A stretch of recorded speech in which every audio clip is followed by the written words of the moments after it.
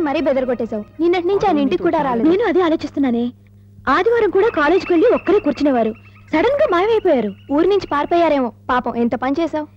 ఇలాంటి వ్యవహారాల్లో మోటుగా ఉంటేనే రూట్ త్వరగా క్లియర్ అయ్యేది.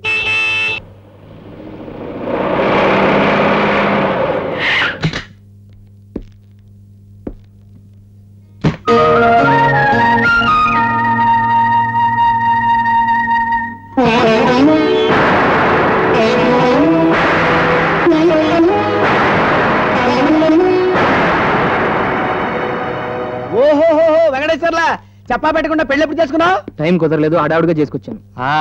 ఏవా వెంకటేశ్వర్లు, బాజాలు లేవు, భజంత్రీలు లేవు, కనీసం భోజనాలైనా లేవు. ఉరుములు లేని మెరుపులాగా పెళ్లి కొడుకుపోయి వచ్చేసావు.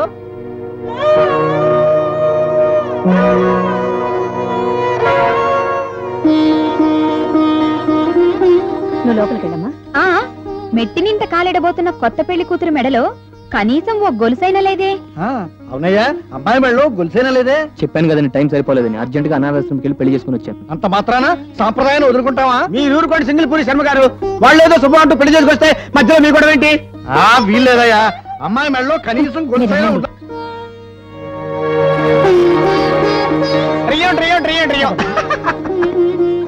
మీరుండండి శర్మ గారు, ప్లీజ్. నువ్వురా, దండం పెట్టుకోమ్మా.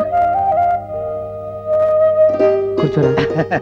వెంకటేష్ పిల్ల, ఇన్నాళ్ళు ఒంటరిగా గంట పెట్టుకుని వంట చేసుకునేవాడివి, ఇప్పుడు లక్షణంగా ఒంటివాడి ఒక ఇంటివాడి అయ్యావు.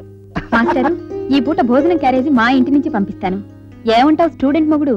అలాగే పెళ్ళాం టీచర్. ఒరే నీకెందుకు రసనమ్మా? అమ్మమ్మమ్మ, వెంకటేష్ పిల్ల, శోభనాన్ని భోజనాన్ని వద్దనకూడదు. పద, స్టూడెంట్ మొగుళ్ళ నేను వంట చేసుకుంటుంటాను.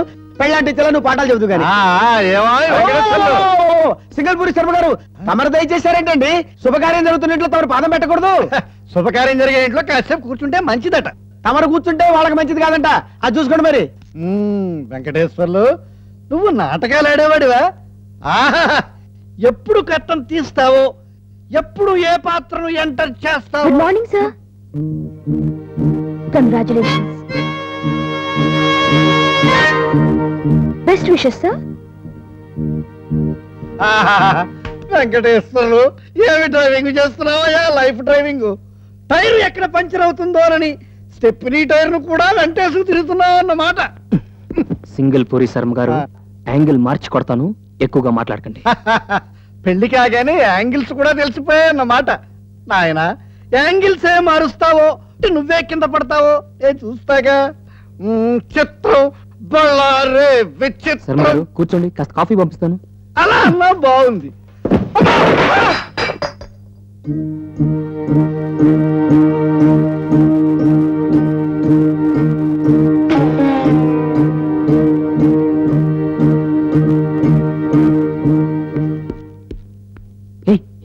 ఏం నువ్వు చేస్తున్న పని?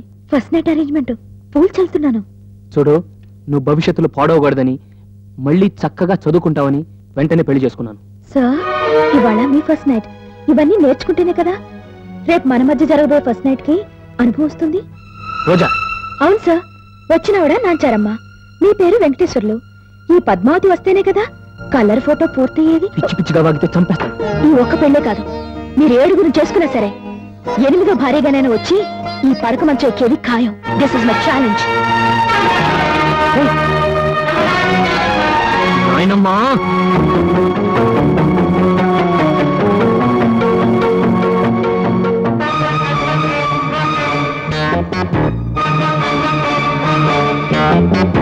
మొదలు పెడదామా?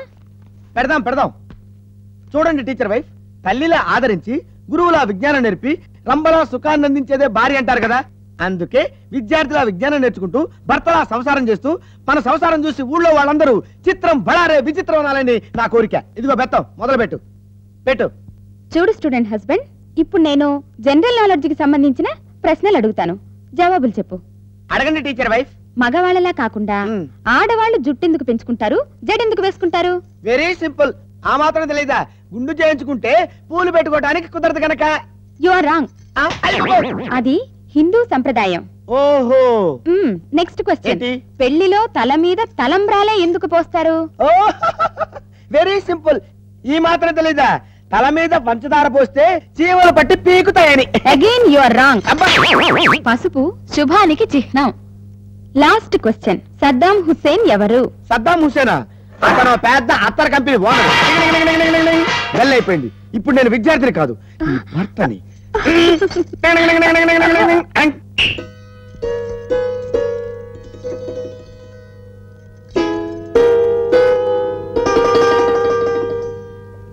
నాయనమ్మా అంతా బాగానే ఉంది. ఇది తొలి రాత్రి.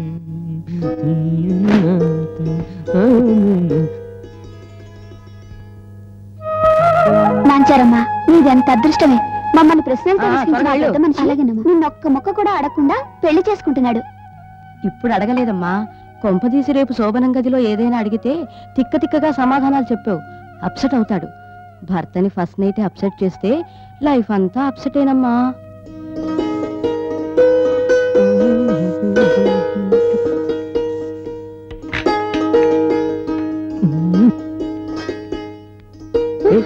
ఏంటి ఇక్కడ నిలబడ్డవే? లోపల పద. అరే ఇదేంటి? ఇలా చేయమని ఎవరు చెప్పారు? నన్ను చేసుకుని మీరు చాలా గొప్ప త్యాగం చేశారండి. చచ్చా, భార్యాభర్తల అనుబంధాల్ని త్యాగాలతో ముడిపెట్టకూడదు.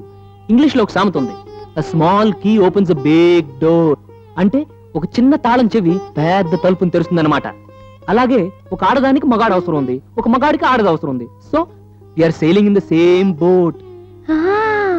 Do you follow me? Good, పద లోపలికి వెళ్దాం. రా కూర్చో, కూర్చో. గుడ్. ఇదేంటి ఇక్కడ కూర్చున్నావు? పైన కూర్చో. పైన చూడు నాంచి, ప్రపంచంలో నేను ప్రేమించేది ముగ్గురిని. మొదట ఇదేంటి ఇంత వీక్గున్నావు? ఇంతకే ఇలా పడిపోతే ముందు సరే. మొట్టమొదటి నేను ప్రేమించేది జన్మనిచ్చిన నా తల్లిదండ్రుల్ని.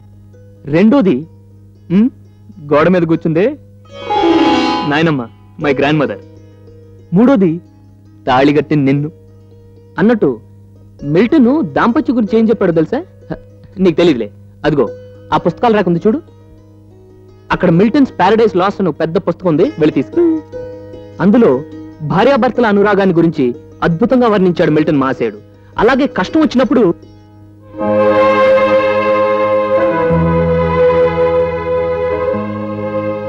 ఇదేంటమ్మా మిల్టన్స్ ప్యారడైజ్ లాస్ తెమ్మంటే మహాభారతం తెచ్చావు? మీరేగా పెద్ద పుస్తకం తెమ్మన్నారు, అక్కడ ఉన్నటిల్లో ఇదే పెద్ద పుస్తకం. పెద్ద పుస్తకమా? నువ్వేం చదువుకున్నావు డార్లింగ్? అదేంటి పిడికిలు పిడుస్తున్నావు?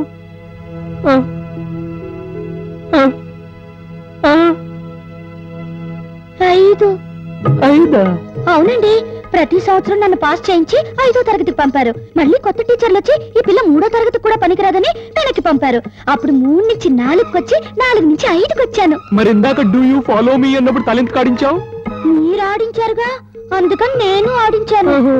నాయనమ్మా,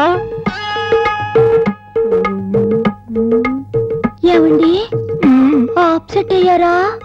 ఏమిటి ఆప్సెట్ అయ్యారా అని అడుగుతున్నాను. నువ్వేం చెప్తున్నావో నాకు అర్థం కావటం లేదు తల్లి. ఏం లేదండి, మొదటి రాత్రి భర్త ఏ కారణం చేతైనా ఆప్సెట్ అయితే ఇక జీవితం అంతా ఆప్సెట్ అవుతారని మా ఆశ్రమంలో చెప్పారు. అది ఆప్సెట్ కాదు తల్లి, అప్సెట్. అప్సెట్ ఏంటో అదే మీరన్నదే. ఇంతకీ చదువు విషయంలో సరే, చదువు సంగతి అలా ఉంచు. ఇంకో విషయం అడుగుతాను, నీకు వంట చేయటం వచ్చా? భయపెట్టుకమ్మా, వంట చేయటం వచ్చా? ఏమిటా డబుల్ మీనింగ్ ఊపుడు? వంట వస్తే ఇలా ఊపు, రాకపోతే ఇలా ఊపు. అయ్యో ఏమిటమ్మా ఇది? శుభవానికి ఆపరానికి వెళ్ళబోతూ ఇదేమిటి కంటతడి పెడుతున్నావు? అది కాదండి, ఇక్కడ మన ఆశ్రమంలో ఎవరికి కాఫీ తాగే అలవాట్లేదు. వేళకాయ అన్ని వండి పెట్టడం వల్ల నేను వంట కూడా నేర్చుకోలేదు. ఒకవేళ ఆయన భోజన ప్రియుడై నాకు అచ్చేసి పెట్టు ఇచ్చేసి పెట్టు అని అడిగితే అమ్మో, నాకేం చేయాలో తోచడం లేదండి.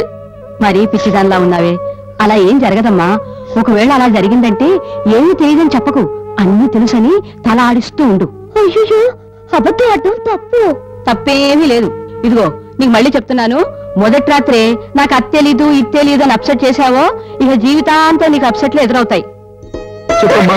వంట వచ్చండి, వచ్చు. నిజంగా చెప్పు. వంట చాలా బాగా చేస్తాను. Good, very good.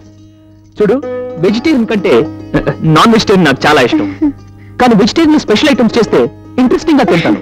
ఇప్పుడు నాన్ వెజిటేరియన్ లో చికెన్, మటన్, చేపలు, రొయ్యలు, పీతలు, బొమ్మిడాలు, దుప్పి మాంసం, పెట్ట మాంసం, కుందేలు, తాబేలు. చూడమ్మా, వీలైనంత వరకు మగవాళ్ళని ఎక్కువగా మాట్లాడకూడదు.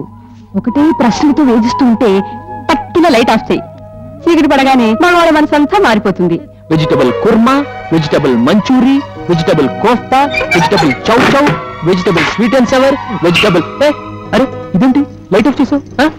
మొదటి రాత్రి కబుర్లతో కాలక్షేపం చేస్తానా అండి? పడుకోండి.